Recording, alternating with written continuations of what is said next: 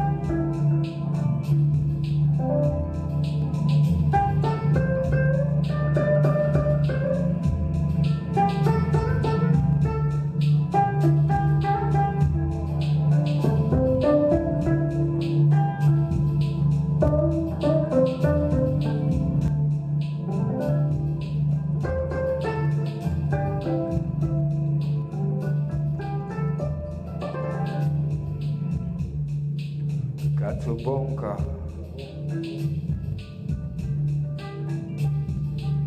Eikitao. Kamuata.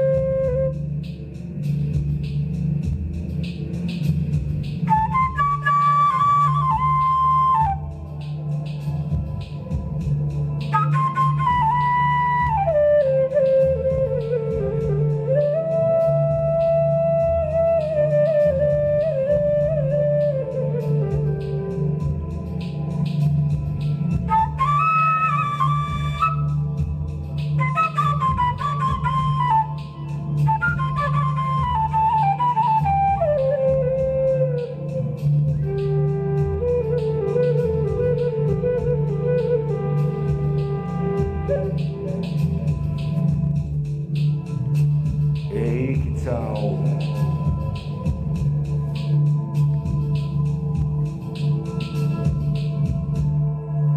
Kamuata. Juste avant d'avoir interprété son morceau qui s'intitule En vol. En vol, ah oui, par curiosité, avant de parler de la forêt, tu parlais quelle langue? Arawak. D'accord, j'ai entendu la langue de la musique, mais j'ai entendu autre chose aussi. Alors, je peux te dire, Katobonka, Oui. je fais un rêve. Ok. Eikitao, la musique. Kamuata, bon. Alors, la phrase entière, ça donne j'ai fait un rêve. Eikitao. Non. Katobonka. Eikitao. Kamuata. Qui signifie J'ai fait un rêve. La musique, bambou. ok. C'était un vrai envol. Je le disais précédemment, nous avons parlé de la forêt où tu te procures donc tout ton matériel, d'accord. Tu passes combien de temps pour récolter le bambou tout d'abord? Alors pour récolter le bambou, je prends la journée. Je vais tranquillement avec une scie, un coutelas. Je me balade dans la forêt, je regarde les bambous qui conviennent. Voilà. Déjà en les regardant, après tu tapes dessus aussi pour voir la sonorité, tu vois s'ils sont matures quoi. Ouais. Et puis après tu les prends à la bonne lune aussi. Et puis voilà, je reviens avec mon sac à dos plein de bambou. Tu vas toujours tout seul? Non, des fois je suis accompagné d'amis de temps en temps, je peux y aller tout seul aussi. D'accord. Toujours à côté des rivières, pas spécialement. Souvent. Souvent. C'est ce que je me disais. Ouais. Bon, il y en a aussi au bord des routes, et des fois j'en ramasse dès qu'ils sont déjà coupés aussi, qui ont déjà pris la pluie, le soleil. En général, quand ils ont déjà passé tous ces caps-là, ils ne sont pas mangés par les petites bêtes et donc du coup on peut les utiliser aussi. Serais-tu capable de mettre des mots sur la plénitude? Parce que quand on va en forêt, on se sent bien, c'est sûr. Quand on ramasse le bambou, ça doit être tout autre chose. On a l'eau de la rivière juste à côté. Est-ce que tu peux mettre un mot ou quelques mots sur la plénitude? Ce que tu ressens? Eh bien, déjà, quand tu es dans la forêt, tu ressens que tu es dans un élément, dans un espace qui a toujours été. Donc il y a quelque chose d'intemporel. D'un seul coup, le temps prend une autre dimension. Tu respires beaucoup mieux parce qu'il y a beaucoup d'oxygène. Et en fait, ça reconnecte avec quelque chose qui, en tout cas pour moi, me semble essentiel. C'est la vie, le vivant. Parce que les arbres sont des êtres vivants aussi, à part entière, comme nous. Je pense qu'ils ont beaucoup d'informations, beaucoup de sagesse, beaucoup de choses à nous apporter. Même des vertus de guérisseurs. Et voilà, je trouve que la forêt, c'est vraiment un endroit super merveilleux. Voilà. Tu m'as parlé donc de lune, mais un bambou, puisque c'est un être vivant, comme tu viens de me le signifier, tu ne le découpes pas comme cela. En fait, Comment ça se passe? comment ça se passe? Déjà, comme je te dis, j'en ramasse beaucoup qui sont déjà coupés. Ouais. Genre, je fais beaucoup ça. Après, quand je coupe le bambou, je sais que c'est pour faire une musique qui va être un petit peu la parole de la forêt. Donc ces vibrations qui vont être diffusées pour les gens, c'est quelque chose de bénéfique, c'est quelque chose que la forêt m'a offert en fait. Donc voilà, c'est ça ma mission en fait. Et donc ça se passe très bien. Je veux bien te croire. Alors là, tout de suite, je suis même obligée de te demander, je vais encore remettre le mot partage. Tu reçois de la forêt, que lui donnes-tu? Qu'est-ce que je lui donne? J'essaie de faire mon mieux avec la musique, les instruments que j'ai créés grâce à elle. D'accord. Tu parlais d'arbres guérisseurs, de moments de plénitude. Tu peux me citer deux arbres comme ça, hormis le bambou, qui puissent guérir? Moi, je vais carrément parler d'âme. En fait, moi je pense que bon, il y a. Je peux pas te donner de nom d'arbre particulier. Tu vois, j'allais dire le fromager, même si les gens parlent de choses un petit peu bizarres. Moi, je me suis déjà retrouvé au cœur d'un fromager et je me sentais très bien là. Tous les arbres centenaires, quoi, tous les arbres millénaires, quoi, qui ont vraiment une grande force. Voilà, on se sent bien avec eux. Toutes les plantes, la terre, la forêt, la rivière, tout ça c'est un ensemble de choses. Quel est le prochain morceau que tu vas nous interpréter? Alors celui-là, je l'appelais violon shaman. C'est un violon en bambou qui a un très très beau son et qui me fait penser à des sonorités amérindiennes. Le premier avait quand même des sonorités amérindiennes. On retrouve beaucoup dans la musique des sonorités amérindiennes, D'accord. mais aussi multiethniques. J'ai aussi des sonorités du désert, un petit peu arabes, des sonorités d'Asie, des sonorités d'Afrique, des sonorités de la Martinique. En fait, je crois que tous les continents, on peut les retrouver dans les sonorités du bambou.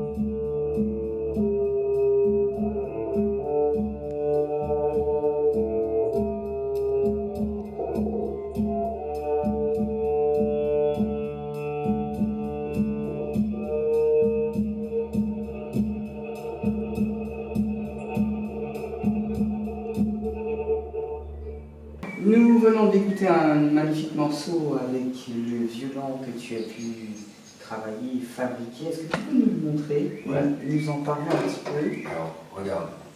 Hop. Alors, tu vois, ça c'est un morceau de bambou. Oui. Alors, j'ai pris un coutelas. J'ai découpé avec un marteau, un coutelas, le manche comme ça jusqu'au nœud. Clac, clac, clac, clac. Tu vois? Et ensuite, ben, tu mets des clés, tu mets des cordes. Un petit micro aussi que j'ai fabriqué. Un petit bouton de volume. Une noix de coco. Et voilà. Je t'ai demandé est-ce qu'on peut jouer dans un orchestre philharmonique avec ton instrument, c'est possible? Alors, je t'explique. Moi, je rêve de monter un orchestre philharmonique bambou. Ça me plairait vraiment de faire ça en Martinique. Oui. Ouais, c'est un projet qui me Tient à cœur. je trouverais vraiment merveilleux de pouvoir faire ça. Et aussi de pouvoir faire l'expérience de mélanger les instruments bambou avec un orchestre symphonique traditionnel. C'est ce que je vois. pense. Ouais. Donc une expérience comme ça pourrait être sympa aussi. C'est possible donc. Bien sûr que c'est possible, puisqu'on peut accorder les instruments dans toutes les tonalités qu'on veut. Il n'y a pas de limite. C'est bon, t'as un instrument que tu nous présentes? Bon, on peut faire un petit coup de basse en bambou. Bambou.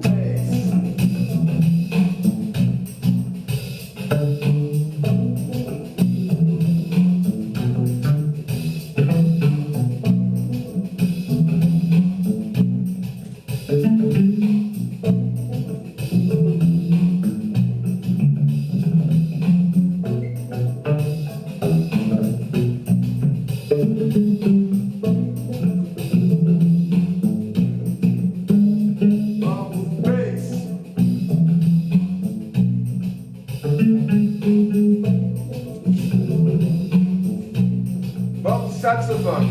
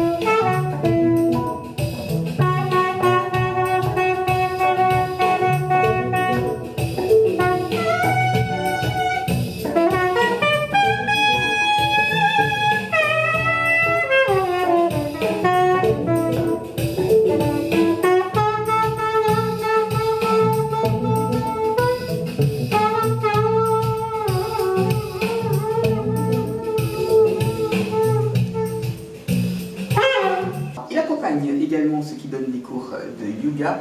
Paisible l'homme il est, n'oubliez pas, c'est Bambouman.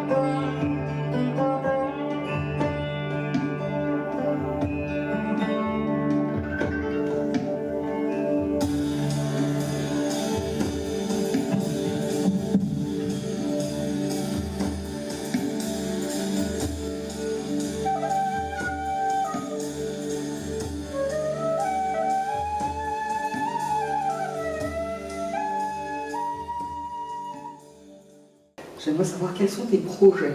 Alors, je souhaite réaliser plusieurs albums, évidemment. Donc pour l'instant, je m'autoproduis, hein, comme j'ai pas de producteur, ben, je fais des affaires moi-même.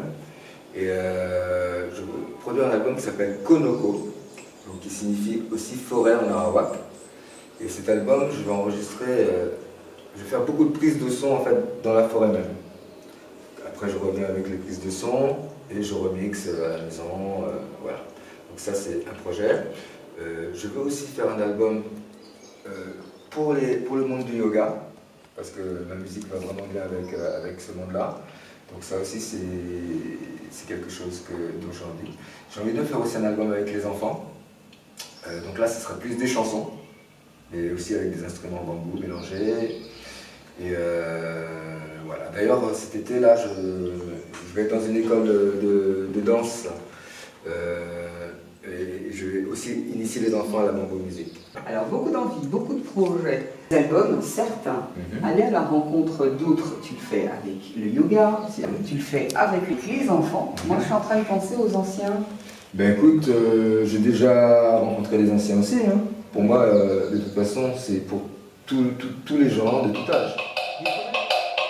Sur mon woman, c'est avec un grand plaisir que je suis venue